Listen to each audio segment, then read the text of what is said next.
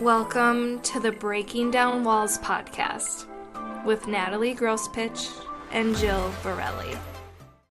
Maybe we should share a little backstory about breaking down walls, Jill. Yes. Okay. Yeah. So we're gonna talk about it. Yeah, we haven't gotten into it yet. So, when was it? I don't remember exactly when. It was our freshman year of college. Me and Natalie have been were roommates. They assigned us roommates. I think we talked about this in episode one. Mhm. Um, and we both are going to school for art therapy. We're in psychology class. I think we just like, I don't even know where the term came from, but I'm thinking it's something with like us learning about ourselves in art and psychology, I think. I don't know. Do you remember exactly where it came from? I remember coming home to what did you have? We had on the outside of our door, like the dry erase, and it said breaking down walls. And I have to find the picture. Totally need to find the picture. And it was just like you had wrote that and like drew a little something on the outside. And for some reason we started saying that for like everything that we were For doing. everything. Like whenever we would have any kind of insight on any Whoa. psychological issue, whenever we would come to understand about anything, Yeah. or if we just, yeah, we're creative about something, it was just like, we're breaking down walls, man. But I think really what it comes down to is like, it was just our way of saying, like, this is exciting to be Mhm. extending as an individual and like growing as a person. And that was just how we described it. Yeah, that's what 18-year-olds do. That's what they do, man. Exactly. Oh my God. But I'll say it to this day, so it makes sense. I still am bringing down the walls, and therefore, Which walls are we breaking down today? no, we're bringing your walls down. Mine are like, Okay. mine are getting ready to demo. But Break down the, my walls, man. the, Let's the go. yellow I'm tape is ready. up. Yes. Yeah, no, so I wanted to jump in with Natalie today, and oh my God, I want to talk about all the things. I feel like you've gone through so many shifts since knowing you, so much growth, so many business changes even. I was even just thinking about like you being in the corporate world for a while and how you transitioned into the work that you did. I just was like, wow, you did do like that corporate thing for a minute. I Um, did.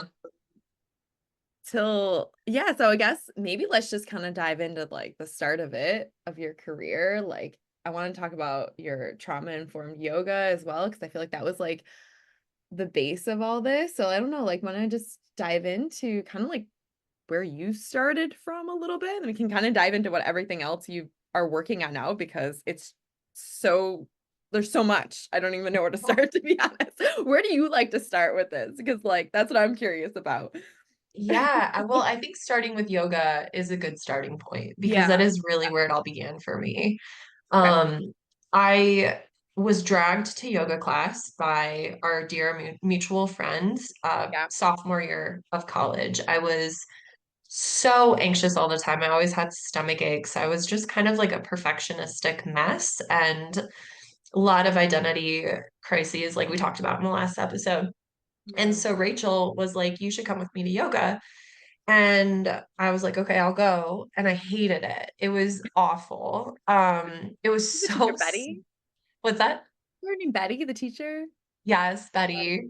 Betty was wonderful, mhm. but the class was really slow and gentle. And at that point in my life, like I was very, very fixated on food and exercise and calories and like spending an hour just gently stretching on a mat and breathing felt like such a waste of time for me because I was like, I could be on a treadmill burning calories right now. Like, what am I doing?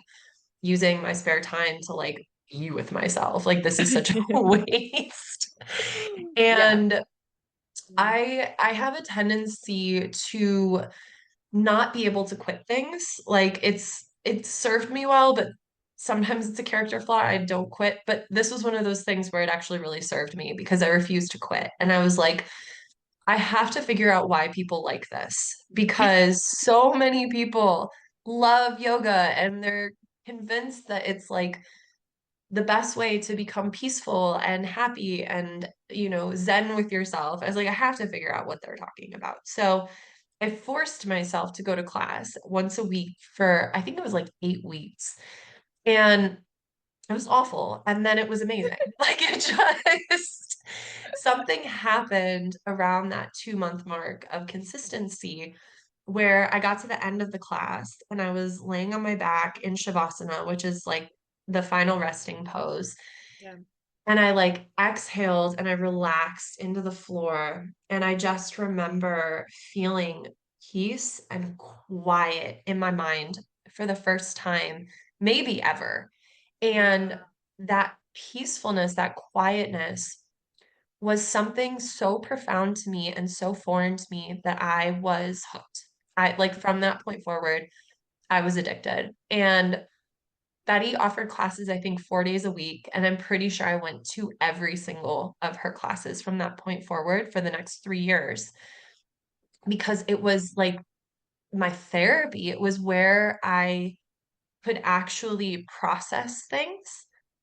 And I loved it. And it also was really helpful for me in my deconstruction phase because I had been raised very Catholic. And then I got super into like Protestant Christianity in high school. And then by the time I had hit college age, I started questioning everything. And a lot of my religious identity started to fall apart. But fortunately, the yoga allowed me to like stay connected or reconnect more deeply to that part of myself that has always been really, really spiritual. Because like I was spiritual from the time I was a child, a young child. I always had a much more intense connection to spirituality than probably my peers. And I thought that it had to go through religion in order for it to be valid, but yoga really showed me that it doesn't. It doesn't have to go, the connection to divinity doesn't have to go through a filter of religion. You can actually just connect to divinity through yourself and through your breath and through just being present in the moment. And that was such a game changer for me. It was a life changer for me to recognize like, wow, I can be fully embodied and fully authentic in this very spiritual side of myself in a way that is deeply, deeply personal. And it doesn't involve an outside dogma. So that was like my bread and butter for a while. And as soon as I graduated college, I took 3 months and became a certified yoga teacher and just threw myself into teaching yoga and being in that space as much as possible. And I think that that's really, I know that that's really like the core of what I've ended up creating today. Yeah. Oh my God. Takes me back. Like I can visualize like the space that you were in because we obviously went to the same school and like how it's incredible like how just like a switch like that can be so impactful for like where you end up like way down the road Yeah. and finding that like spirit in yourself. And I can't imagine like you not finding it, like having that. It'd be really interesting Yeah. to see that. It- It's really cool because you were with me through all of that. And like those were some of the most confusing years of my life. I was so upside down. And again, I know we talked about it a little bit last time, but like you've always done an amazing job holding space for me through all of that. And that's one of the reasons that like I'm just so grateful I can still call you a friend, a deep, deep sister friend. Yeah. Because you were there through all of that and you witnessed it and you helped hold me through that space. And you continue to do that for me. And it's amazing. I just love you so much. Yeah. Yeah. Well, it's so cool. I love you too, by the way. I love you too. And yeah, like even I think I can reflect back on like witnessing you then, like not like really having that the time now to be like, wow, I really didn't know what I was witnessing at the time, I guess, until now with the time and perception of stuff. And I think that's just like a reminder of how time does that. And like staying with consistency. Like I love that you're like, I hate this. I'm gonna do it fucking anyways. Cause that's sometimes what it takes. Like what we were talking about before. I'm like, sometimes it's the things that you're like, this feels so annoying to do.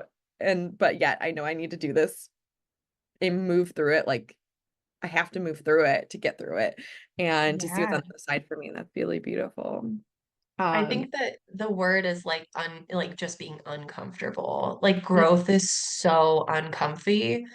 And now I've gone through enough uncomfy periods that I can recognize like, oh, okay, I'm being molded in this moment. Like I'm being yeah. forged with this particular challenge. And I think those are the ones that like, even if in the moment I just want to throw my hands up and quit, I'm like, no, this is gonna get me to the next Mhm. level. Like I better hold tight and move through. That's so funny you say that because like I feel like that is just like the life that we chose to like live to be like open to. And so like I hate feeling crunchy, but also at the same time I'm like excited by it because I'm like, what is this gonna lead to? Because like anytime I felt really crunchy and like, oh, I hate this right now, it's always led to the better life, more aligned life, like elevated self, like, so that's like such a good reminder to stay in that. Keep doing Yeah. it. Okay, so let's fast forward a little bit.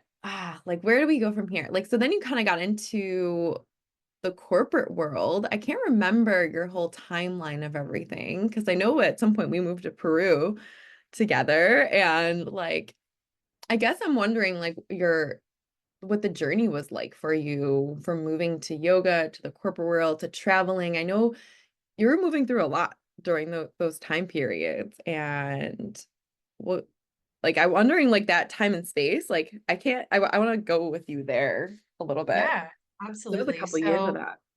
So after I became a yoga teacher, I really tried to make a living with teaching yoga. And of course, I had to end up like supplementing a lot of it. So after I graduated college for the next 3 years, I was always teaching yoga classes, but then I was doing other things on top of it. So sometimes I was working in nursing homes, sometimes I was working at like different restaurants and cafes and serving coffee and it was a lot of odds and ends jobs. I did a lot of dog walking and dog sitting and things like that. And it was very much just like patchwork of usually having like 4 or 5 jobs at the same time. Um, and just kind of making ends meet in whichever way I can. I was very lost. Those were like my lost Yeah. years. I was thinking about it Yeah. recently. I was like, I really don't remember much of age 20 to 25 because I was so untethered and I didn't Yeah. really know what I was doing. It's so funny because we're always on the same wavelength, but I was literally just thinking about how I'm like, remember when I had like 5 jobs? Like I was thinking about that and I was like, it's funny because I'm thinking about it now and I'm like, I kind of loved that time because I got to do so many different things and be in different places every day. And that was so exciting for me. Now, maybe I don't know if I'd want to do it, but there's sometimes I'm like, I didn't make a lot of money, but I was having a good old time doing it, I think. Like thinking about it now, I feel like it was a good time. But Yeah. like it was like a period of just exploration for you. Yeah, and I think that I kind of also did a lot of catching up during those years because like I Mm. didn't have a traditional teenage angst moment. Like I feel like Yeah. most kids go through this like really angsty teenage years where they throw a fit and then they figure themselves out and then they kind of embrace adulthood as like these separate entities from their family structure. And like Yeah. I never went through that as a teenager. So I was in this weird space of having gone to college, lived on my own for 4 years, but then moving back in with my family and kind of being a grown up, but also like not being a grown up at all and Yeah. being very, I don't know. I floundered a lot. I was trying to figure things out socially. I was like trying to date, but very unsuccessfully and like very confused about everything. Who am I? What do I stand for? What do I want to do? All these things. Yeah. And then it really was when we decided to go down to Peru that I found that like I was able to experience that very real shift from kid into adult. So we were 25, it was 2015. You had already gone down to Peru the year prior for a Right. month. Yeah. you did some kind of exchange, and then you were offered this job at this Spanish school to do their marketing or photography or That's what I was something. doing. I No don't one know knew what what we were doing. It didn't matter. We just knew that it was something you wanted to try. And I was Mhm, like, I want to go with you. mhm. Um, and this is actually one of my favorite stories of manifestation that ever happened in my life. Okay. I owed my parents money for school, and I wasn't allowed to travel until I paid them back. And Mm. so we bought our plane tickets anyway. Like we bought those really cheap plane tickets, and I was like, okay, I have 3 months to figure out how to work off all this money. Like I'm gonna figure it out. And long story short, I like found out about an inheritance that I had gotten from my great aunt. Oh And my it God, I was the forgot about that. yeah, it was the exact amount of money that I needed in order to pay off this loan from my parents. And then I basically wrote the check, handed it to them, and I was like, by the way, Jill is going to Peru. And I didn't speak Spanish and they thought I did. I remember Yeah, that. they Like, were like, okay, great. Jill's gonna be like the tour guide. Like, sure. Okay, yes. uh, fine. But that was like, I don't know, that makes me excited because I feel like after that, you were just like off to the races, essentially. You were just like, I feel like that was such a permission slip that you gave yourself of like, I get to be in the world and I get to enjoy this and like go do the things that I want to do. I'm getting goosebumps actually thinking about like everything you did after that because you were just like, I can go anywhere. Like, fuck it. Like, let's just, Yeah, I can go to any country. I can go have any experience that I want. You really, really claimed it. I feel like after that moment, it yeah. was so It was cool. like a slingshot. Like it was Mhm. really because for so long I had had this fixation on freedom, the concept of freedom. Yeah. I wanted so badly to taste freedom. And yoga started to give me a little taste of that from like a spiritual, energetic, psychological perspective. But like physically, I hadn't really tasted freedom. Mm, And that moment when I was able to write that check, get rid of that debt, and jump on that plane with you, it was like, let's freaking go. Like, yeah. let me see what this world has to offer. And originally, you and I were going, well, I was going to just accompany you for the first month, and then I was supposed to come back. That didn't happen because Cusco is its own incredible vortex Yeah. which sucked us in. And God, we have so many good stories of manifestation. Like we didn't start in Cusco though. Let me backtrack a little bit. We started by flying to Colombia and then we backpacked through Colombia, through Ecuador. We went down the coast of Peru, Mancera, like two Oh my, absolutely clueless gringas just making their way down through South America and uh, eventually, like 2 weeks later, actually getting to Cusco yeah. and you started your job. And then I was staying at this little like healing retreat center, which was lovely, lots of yoga every day. And then you were looking for a place to live. Oh, that's right. I was like, where was I? Where was I living? I think I was living in a hostel at the You time. were right around Okay. the corner from me. Yeah. And we had been there for like a week or two. You had already started your job and you were like, I really need an apartment. And so we were standing on the Oh my God, street I corner. the story. Your your hostel was to the right, Perfect. mine was to the left. We were saying goodnight to each other. And this really ugly dog, this really ugly dog walks up to us. And we're So many, talking okay, like for anyone that doesn't know, Cusco is full of ugly dogs because they've just like been so inbred with each other, like for who knows how long, but like they're also like the sweetest dog. I mean, most of them were pretty nice. yeah, And then if they didn't, you just threw rocks and they ran after them pretty much. right. Like threw a rock down the street, they're like, all right, we're good. Yeah, exactly. Uh, So this one had a collar around its neck, so it was obviously very well loved, but it was the yeah. strangest combination of dog features you've ever seen. It was such a mutt. And it comes up to us, it's wagging its tail all friendly. So we're petting this dog and we're like, wow, this is the ugliest dog we've ever seen. And then this guy, this American guy, Yeah. walks up and he goes, wow, that's the ugliest dog I've ever seen. And then we started talking to him because we realized, oh, he's American. He's from Yeah. Wisconsin. His name's Troy.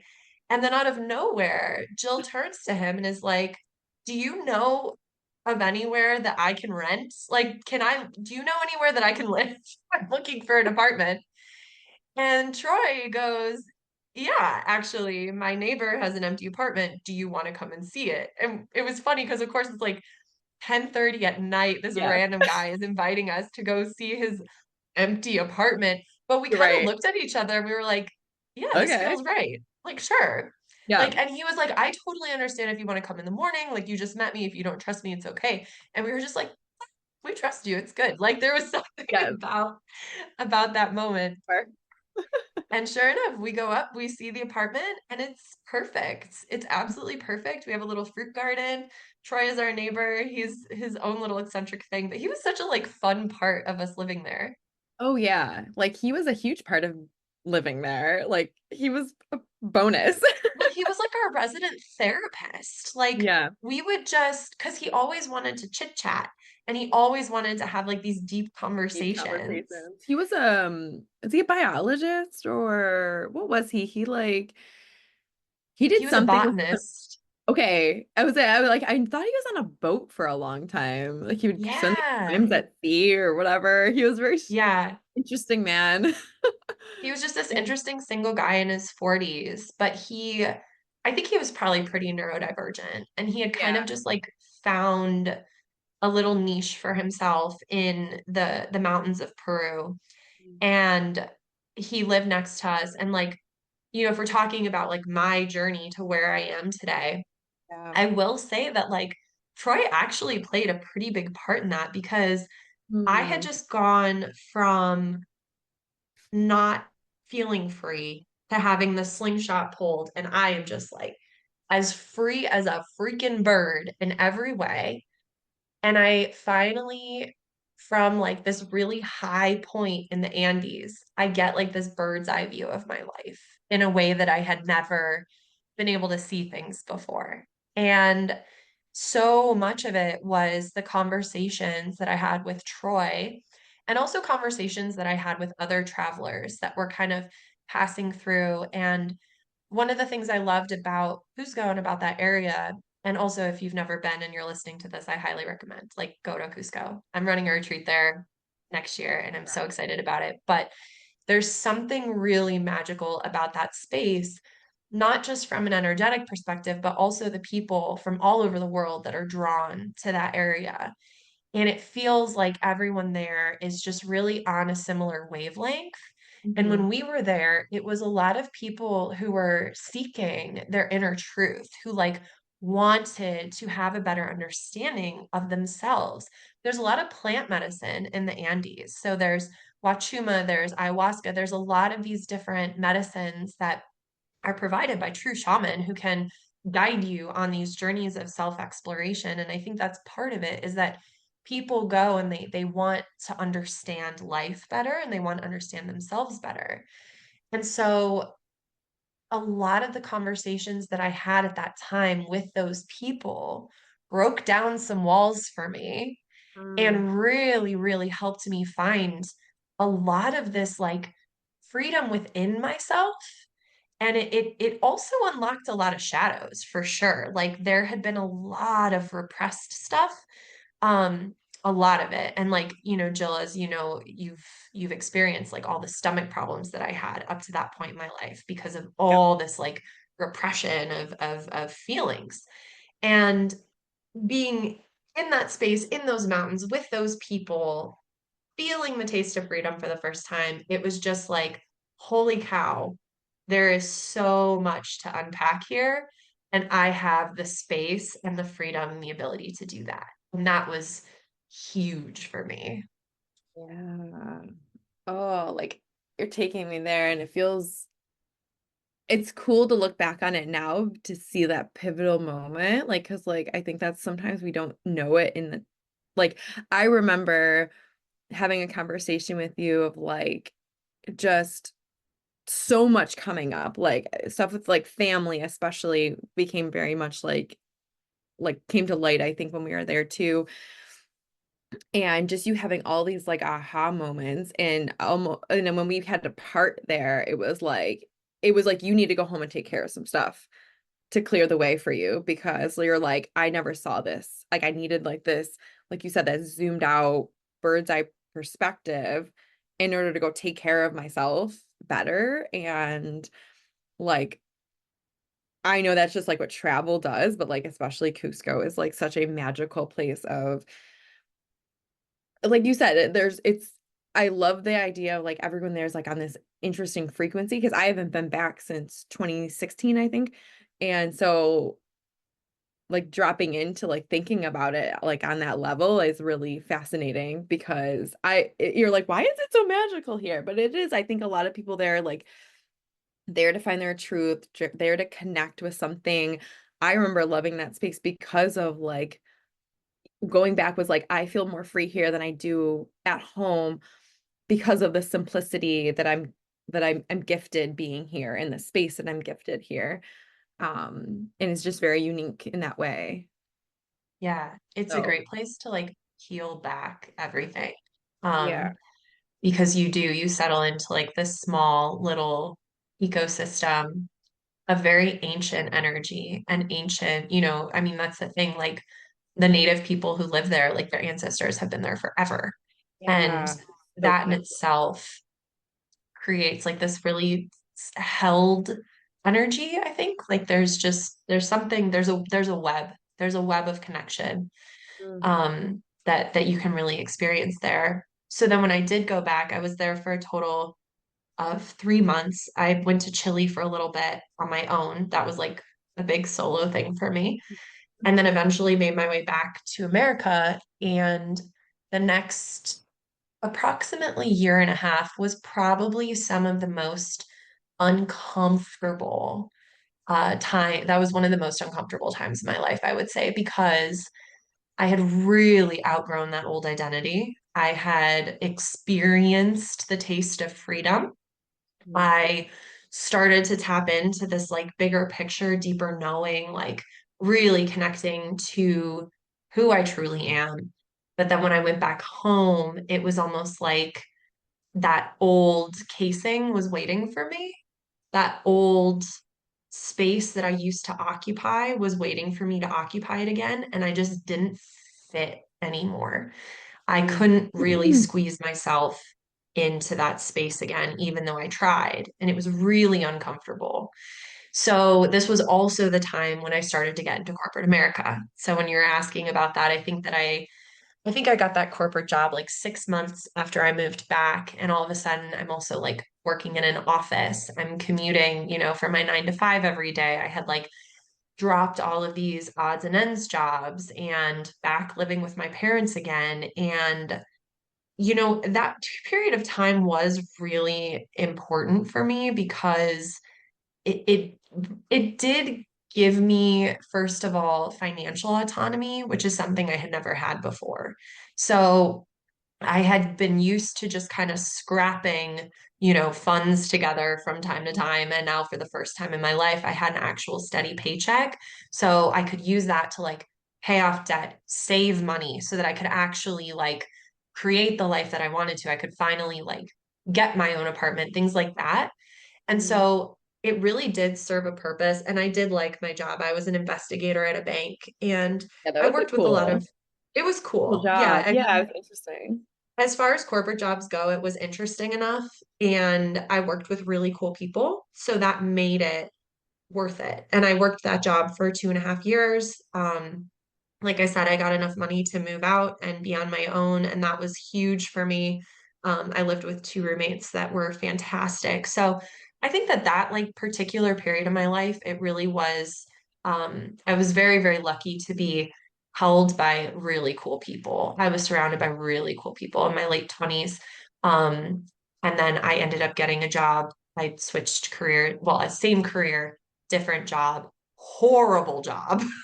After 2.5 years, I was like, oh, this is great. I should try to make more money. So then I switched to working at a different bank, and this bank absolutely annihilated me, body, mind, and soul. And that was when I quit and started my own business. So that also served a purpose in a really big way. And then Yeah, I sometimes started I take that coaching. shove.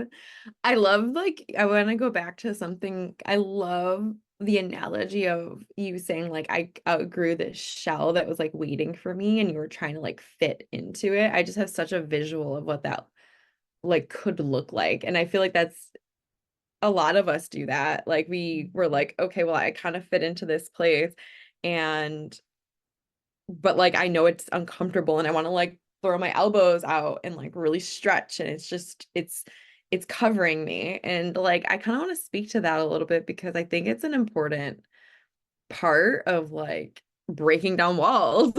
Like fuck, that's it. Like that's it. And like how, like does that ever go away? Like or like how do we move through that? Like because that's kind of around the work that you're doing now is like Yes. getting out of that shell, moving through it, getting, you know, well, I'll let you speak on it. You're obviously a lot more clear on your what you do. Um, Yeah. the way you speak about it. Yeah, absolutely. I mean, I think that we are constantly outgrowing our old ways. I think that that's what makes life so exciting is that like we get to go through rebirths regularly if we allow ourselves to. And I think that there are maybe some people who are a little afraid to let go of that old casing. And so they'll keep themselves squeezed in it for decades. And that's perfectly okay. If that's what you feel like you need in this lifetime, then like that's totally cool. That's also going to be something that creates some sort of growth and purpose. Like thing can have growth and purpose if you allow it to be.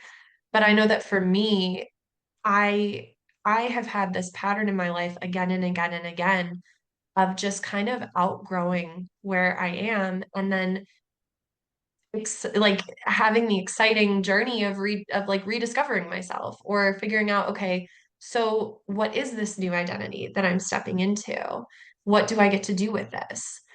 So one of Mm. the things that like I wanted to kind of talk about with that is that when I got back from Peru and I didn't fit into that old pace anymore, I was able to burst out of it, but then I needed to find financial stability, and that became where I rooted myself next.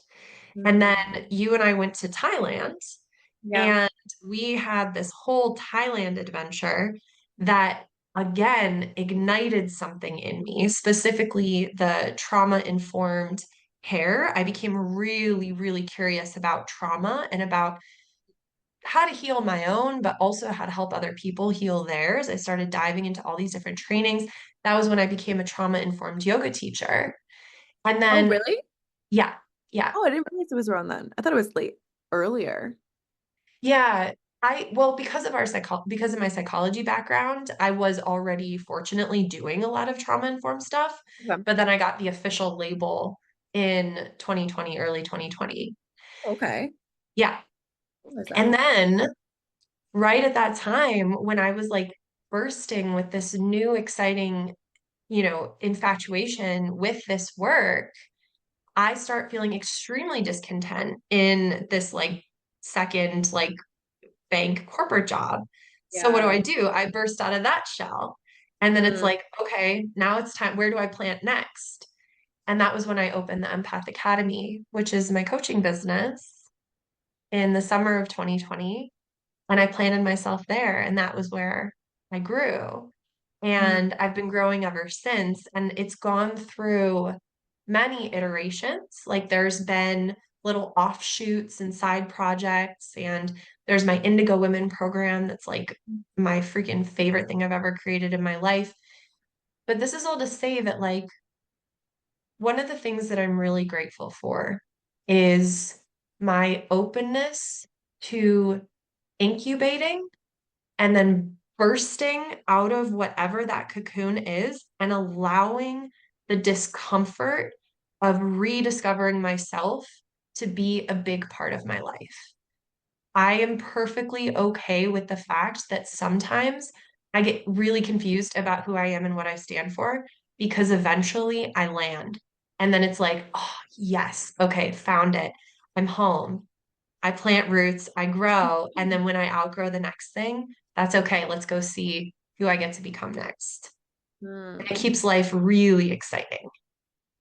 It does. I mean, like the last, I would say, is it the last thing you think that you did was move into Germany? Because like now Natalie lives in Germany. She like that's a whole, I don't even know if I want to go into that right now with the whole episode, but like it was like 2 years ago, I think, because you were at my house around Christmas. I think it was 2 years ago, right? Yeah. 2 years ago, and you were moving to Germany to like continue a relationship with this man that you connected with. And I don't even know if you guys were dating Yeah. or like, right? Pretty much. And I just remember you being in my house and like I could witness your transformation happening. You were so tired and like you were kind of going through like you were cocooning like when you were at my house, I feel like, and you're like, Yeah. I just need to do this. And it's like, I'm like, it's okay. I just want you being here. And um to just take that brave step to be like, I'm just gonna go do this thing because it's like lighting me up. I'm gonna go live out, live out like living this big life and listening to like that intuition to like this place no longer serves me anymore. Like living in Cleveland is not like where it's at for me anymore, as much as I love it and gonna miss it, you know. It's such a Yeah, exactly. Yeah. And so just like we can for sure do a whole other episode on that part. But yeah, I feel like that's a whole thing. Like that's what because that's what you're currently moving through, like what you're living in. And like maybe you can even just speak a little bit on like the growth of just moving to a new country because I feel like that is like what you're moving through currently. And I think that's a beautiful thing to be like, I'm kind of in this uncomfortable place, maybe a little bit in times. And like that's part of the journey and that's part of the like you never just like fully land and you're like, I'm here now. You're gonna be uncomfortable again. yes, yes, Truthfully. 100%. And I think that like the sooner that we can accept the uncomfortability, the more we can surrender to it. And that has been the lesson for me the last couple of months. So to backtrack just a little bit, like I said, I started the Empath Academy in 2020, which was obviously the middle of the pandemic. And I really, was grinding with my business for a year. And then finally, the following summer in 2021, I wanted to take the show on the road and see if I could be a digital nomad. And where did I go but Peru? Absolutely. Why not? Why not? So I was supposed to take a 3-week trip to Peru, and that 3 weeks turned into 3 months, turned into 9 months. And before I knew it, I was digital nomading for a year and a half, all over South America, and then eventually over to Europe. And that was where I met my now husband, which is Mhm. so crazy. Or I'm sorry, I met my now husband in South America, I was in gonna say, Colombia. Right. But then I reconnected with him um, when I got to Europe in fall of 2022.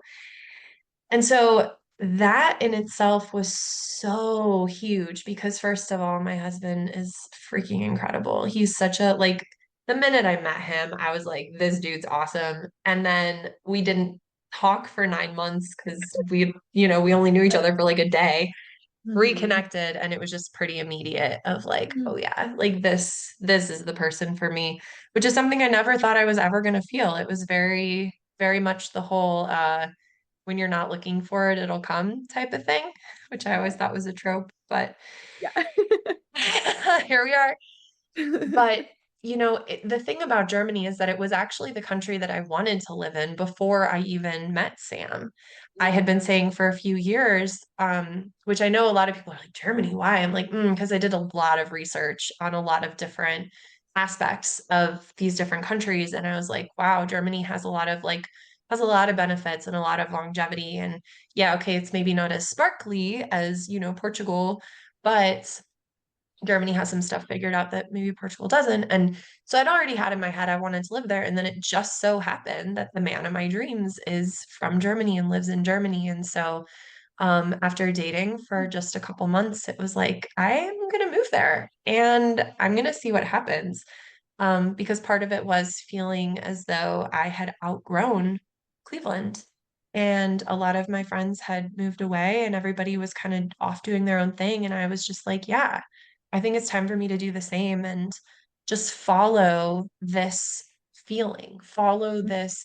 And that's something too that I want to kind of like tie all of it together is that it's not that I've done all of these things on a whim, or it's just been that I got bored and I needed something to, Right. you know, ignite my dopamine receptors. Like it has always been this very strong intuitive sense of now it's time to do this next thing. And I've always been really lucky with that because even when I decided in the summer of 2021 to go to Peru, like I just had this gut feeling that was like, Nat, you have to go now.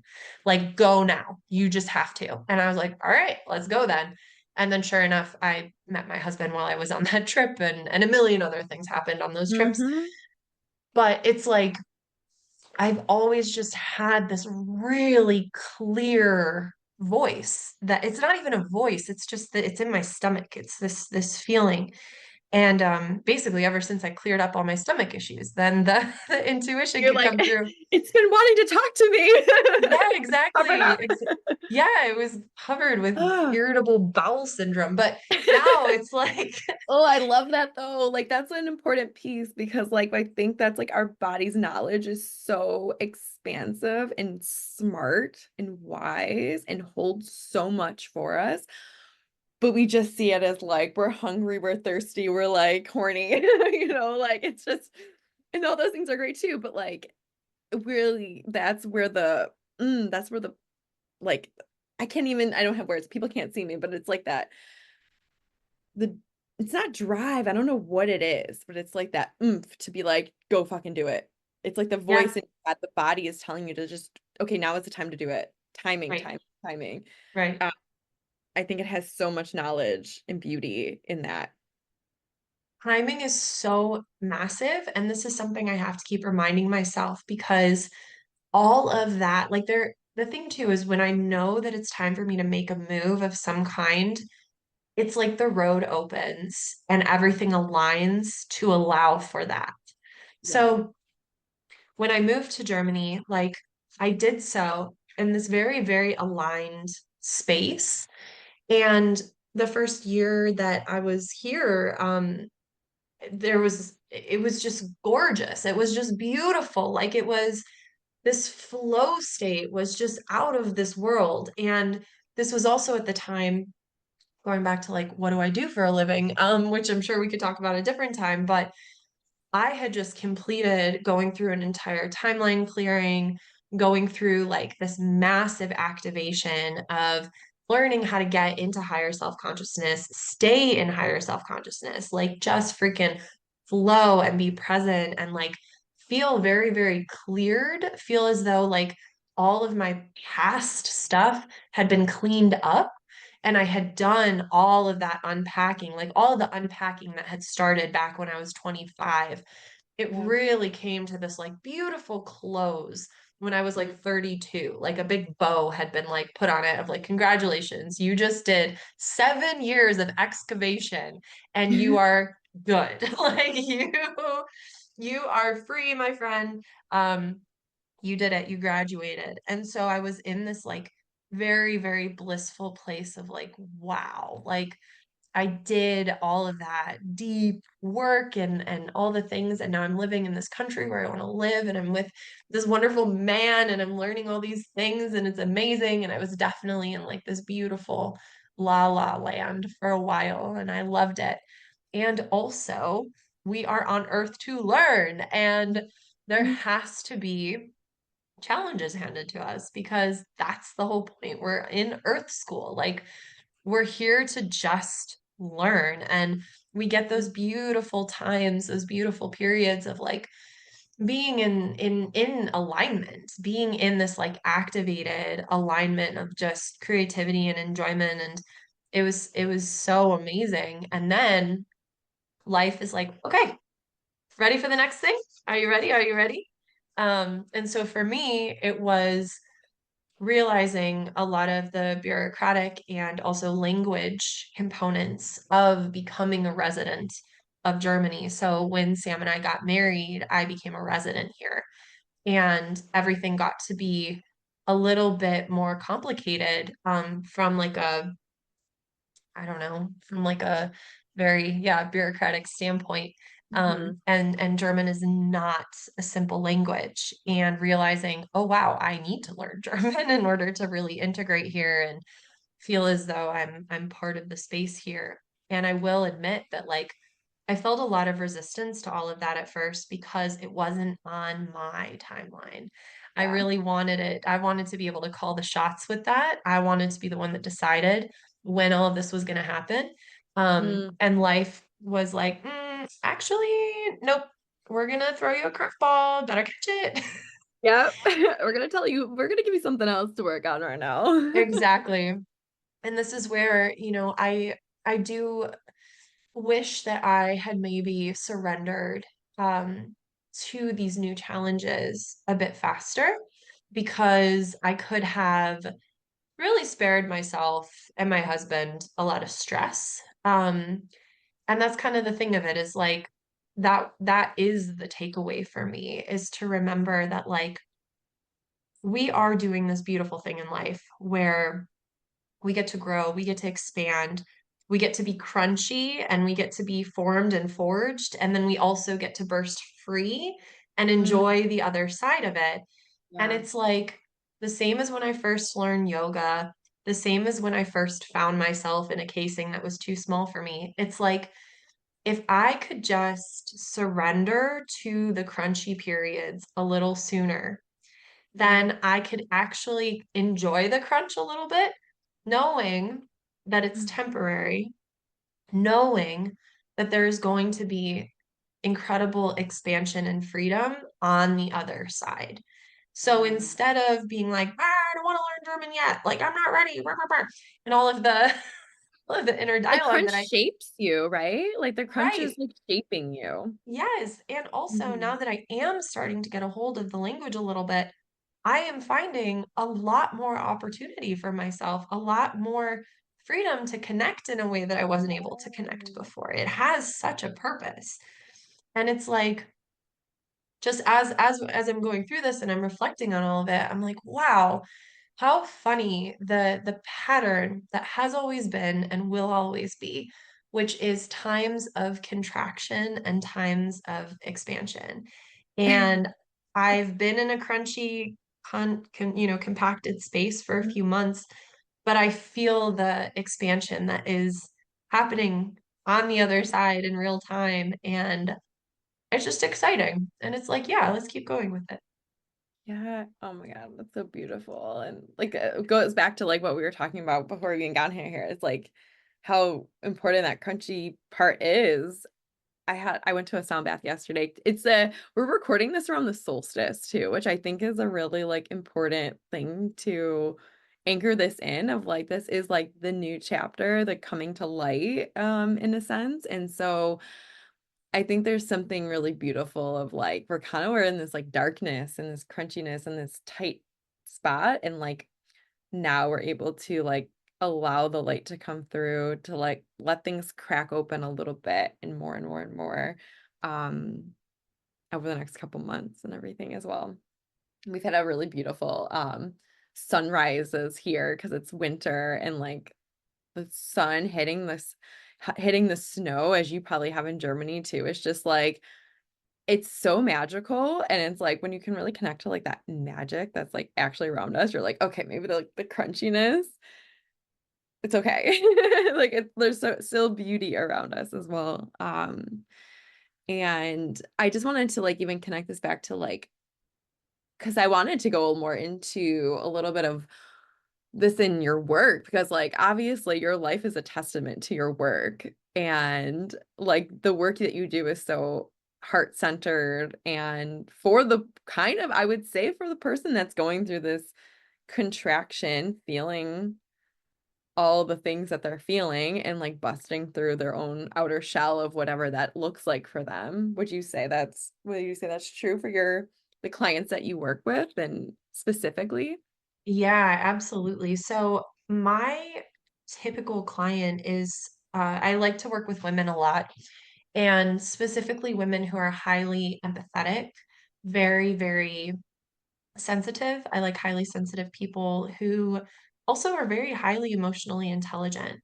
And most of the women that I work with have gone through a very long period of self-reflection and healing. So it tends to be a lot of women who have been in therapy, who have done all these different like healing modalities, who have maybe done yoga, breath work, whatever. But there's been this, I should say, and there's been this focus on self-help and also this kind of like subconscious, I need to fix myself. I need to fix myself. I love working with perfectionists. Like I love Mm, working with women who kind of have that like, what else do I right. need to do in order to be enough? Right. Mm, And there's like this awareness of that. And I love working with women who have been in that space for a while. So they have tons and tons of self-awareness. Um, they've learned to like regulate their nervous systems and things like that. But then they're at this point where they're just like, all right, I've read all the self-help books. I've been in all the therapies. I've done all the things. Why the heck don't I feel done yet? Like I'm still stuck. I keep looking for it. Aren't I done? Like yeah. haven't I done enough? Yeah. And that's where my work comes in because the answer is yes. Yes. It's like the minute you get to that point where you start asking yourself, wait a minute. Why am I still working on me? Is this not done yet? That is the moment that an activation is in order. Mm, And what I think happens is we are always told that we need to integrate our trauma, integrate our trauma, integrate our trauma, right? Like we need to integrate, like all the tough things that have happened to us, blah, blah, blah. Great. yeah. What about integrating your healing? Like, what Mm, about integrating all of the healing you have done? Have you made that part of your identity yet? Do you identify as the healed person now? Because if not, mm. we got to activate that. I relate to that so much in a sense where like for me that how that looks is like becoming from the victim to the survivor to the hero. That's like Yeah. kind of like how I think of it is like you're the victim of something, you're in victimhood, and then you're like, I survived this, which feels like the I did all the work. And then you become the hero where like everything's sort of like I did all that, but it's like this is just who I am, and the healing is done in a sense. And I get to move on and Yeah. like maybe come back and teach like you're kind of doing. Yeah, exactly. Love that. I tend to, yes, like the victim, survivor, hero. Yes, that's definitely one way to phrase it. I tend to really like the phrase with the four levels of consciousness. Oh yeah, So the this is first good. level is victim, which is to me consciousness, everything's happening to me. And then there's by me consciousness, which is everything is happening by me. And that's typically the space that women come to me in Hmm. because they've taken that radical responsibility, but it's been a lot of like, I am fixing myself, like I Yeah. am doing the thing, right? But there's this third level of consciousness, which is through me consciousness. And that is when you start letting the universe come through. This is when the higher self starts playing a much bigger role. And it's more about allowing that higher self consciousness to move through us so that we can experience flow state, so that we can put down the whole idea of like, I have to fix me, like, I have to do everything. And it's like, Do all actually, of it. babe, no, like you can allow your higher self consciousness to flow through you and completely alter your perception of yourself, alter your perception of your life, all of the things. Then the fourth level is as me consciousness, which is when you realize that the universe is you and Mm, you live in this like very, very pure and beautiful knowing of being source and source being as you.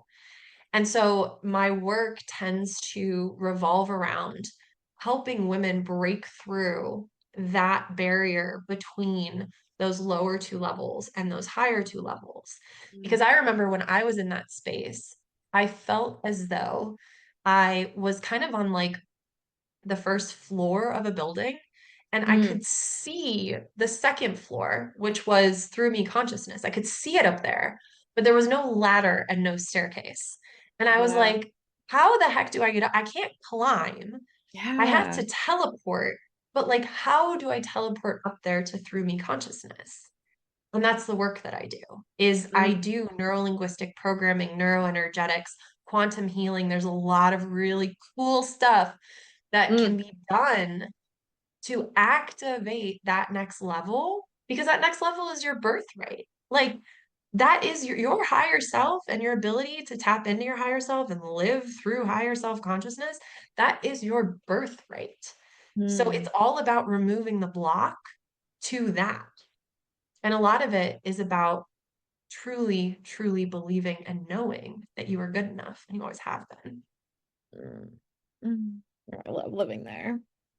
I love being that we're both like artists in that sense of like I see everything as a visual as well, and like I love, like I can picture it. I'm like I see this like thin glass ceiling almost, and like being able to see up to this level, this fourth level, third level, but like hitting yourself, like hitting the glass ceiling or the cellophane or whatever it is, because it's Yeah. so thin. It's just like, oh, let's just like rip it. And I get like I have a similar visuals for like different things I walk through where I'm like, this is like where I'm at, and this is the visual I'm in. Interesting enough, mine is a veil right now, and I feel like this veil, which just feels so thin when you're like moving through something, and it's just like it's so thin, but it's there, and it's like Yeah. slowly coming off, and like there's interesting parts in that. Like the visual piece is like really, I love that we can kind of connect in that way of Yeah, being that. absolutely. And you said something else, and I let me see if I can remember it. I need to like take notes. Start talking because I'm like, oh, I want to talk about that. I want to talk about that. Um, Maybe it was like something about the higher it was something in like the 3 and the 4 level. Mhm. Oh, it was my gripe. It was a gripe that I have with when we people that I hear like higher self all the time. And I feel like it's become sort of a thing of that it's like a future you, and that Mm. it's like unaccessible until you become something. When it's like you Mm. can really access this higher self right now. Yeah. Like you can access your higher self all the time, anytime in this moment. But I feel like in this, at least like in the coaching and like the spiritual, like things I see on the internet, it's like tap into your higher self. And it's like it feels like it's like you can't do it right now. Huh. And I don't like that. Do you notice that? Is that something I'm just noticing? Well, you're not the first person to share that sentiment for sure. I know that there are some people who kind of feel that way because that's how it's been, like that's what has been assigned to this phrase of higher self. And I think that's a bummer because I totally agree with you. Like there is no past and future. Like it's all happening right now. Right. And the higher self is the part that really knows that. So for me, the only it's your higher self is always there. It is who we are at our core. And if we're not feeling it, we're not feeling connected to it, it's because something is blocking it. Yeah. And typically, those blocks have to do with our identity, our values, and our beliefs. And so, if we can shift and move and change those beliefs, values, and identity that are blocking us from fully embodying higher self consciousness, then let's freaking do it, you know? And that's exactly the work that I do, because that's the thing, is like higher self-consciousness is something that we embody subconsciously anyway when we allow it to be embodied. It's Mm, just our natural state. yeah. Yeah, I love that. Mm.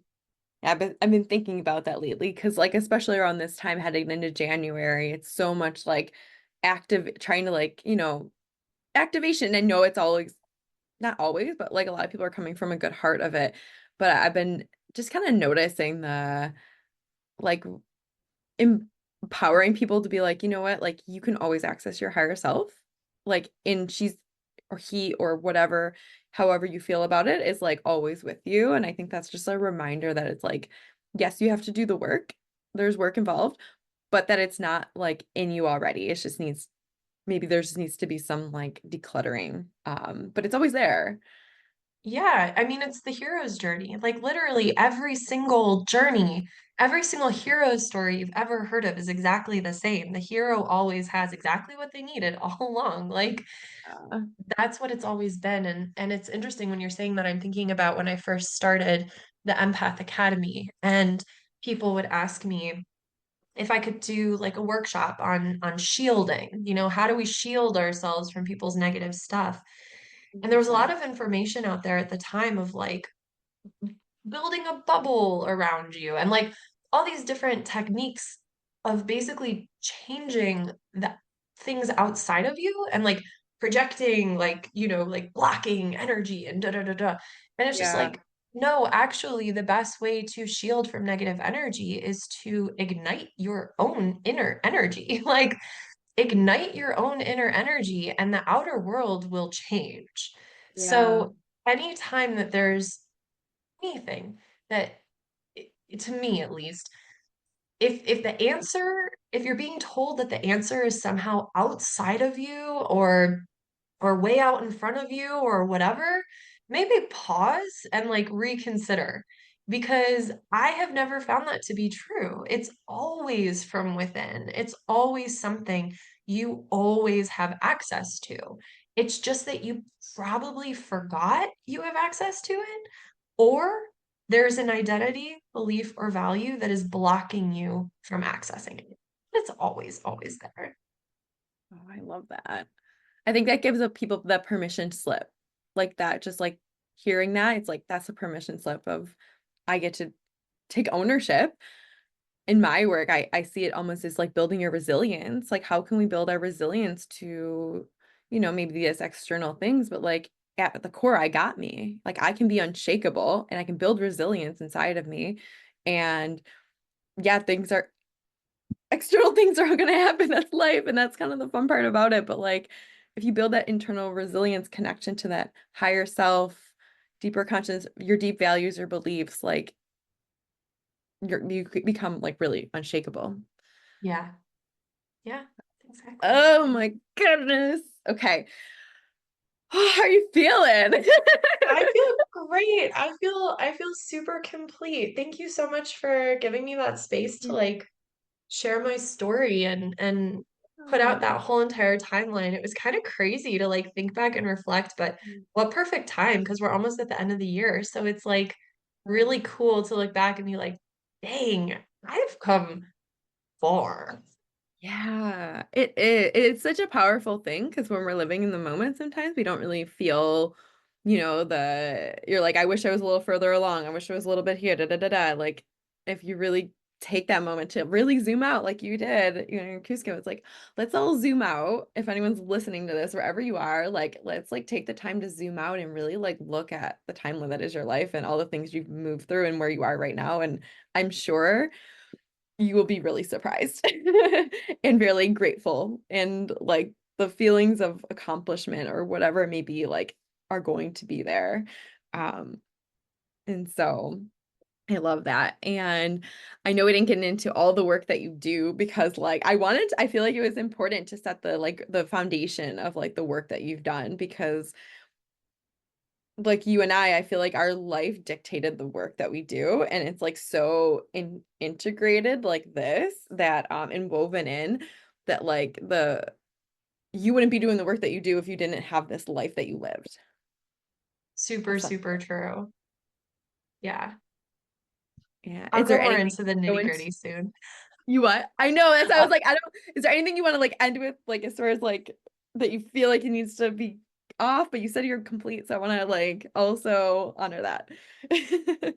yeah, I think that it's just the main thing, the main message that I hope kind of like comes off from this story is just always honoring the ebb and flow, Hmm. knowing that there's going to be times of crunchiness and times of expansion, and giving ourselves grace to be human we're not always going to ride those waves super gracefully. Sometimes we're going to be really resistant and pissed about it. And sometimes it's going to be like, oh my God, life is just a dream. I'm so happy to be here. And it's just like any way that we decide to do any of that is absolutely perfect. There's no right or wrong way to do life. It's just about the journey and being in it and just enjoy. I love that. Well, thank you for sharing everything with me. Thank you for taking me down this beautiful, reminiscent road. Thank you, my love. I appreciate you, and I'll see you in the next episode. I love you. Love you. Thank you for listening to the Breaking Down Walls podcast. We'll see you in the next one real soon.